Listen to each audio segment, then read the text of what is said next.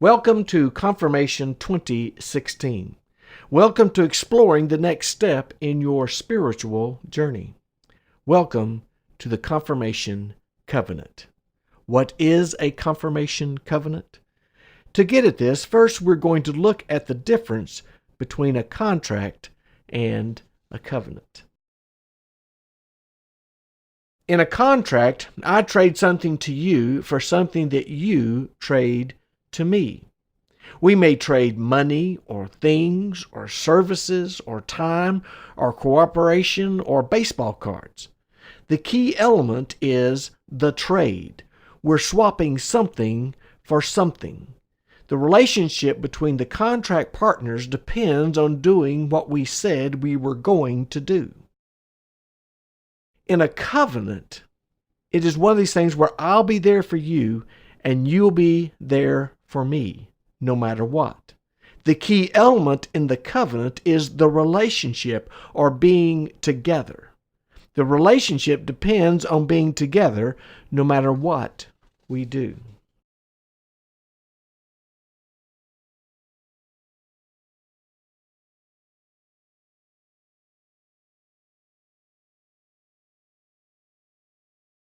Let's look at some examples of a contract. First, I agree to give you 50 cents and you agree to give me a Milky Way candy bar.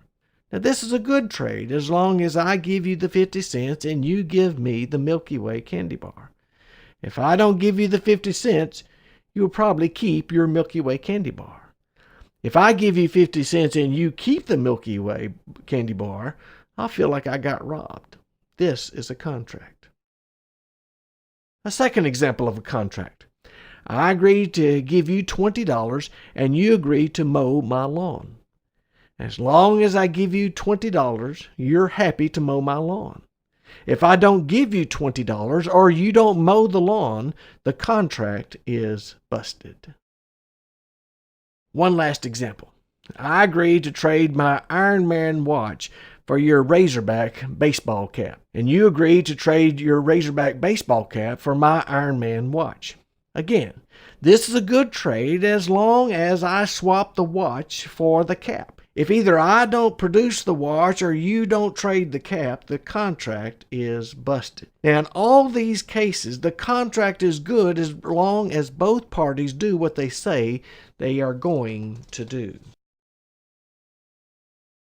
Now let's look at some examples of covenant. The first is the marriage covenant. In this example, two people agree to live together, to cherish one another in sickness and in health, for richer or poor, for better or worse, as long as they both live. The most important part of this covenant is that they are promising to be there for each other come what may. In this covenant, contracts may be made, promises may be offered, trades may be entered into. However, at the end of the day, what is most important is not the trade, it is being together to learn how to love one another. That's the covenant. Now another example of a covenant, a friendship. In a friendship, often some promises are made and deals are entered into. That said, the most important part of the friendship covenant is that we will always be there for each other. Now, last example. Our Pledge of Allegiance, our citizenship covenant. We are American citizens. This is a blessing by birth or naturalization. The covenant of citizenship is that we are in this together. We have laws, we have rules. Sometimes the laws are broken. Sometimes punishments are meted out. We are still citizens. This is our covenant together. We will have each other's back to make this the best country in the world to live. That's a covenant. Now let's look at the baptismal covenant. In the baptismal covenant, two promises are made. God's promise to be our God and our promise to be God's people.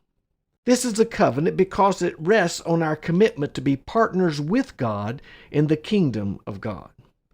God has given us the 10 Commandments to live by and the Beatitudes to guide our lives.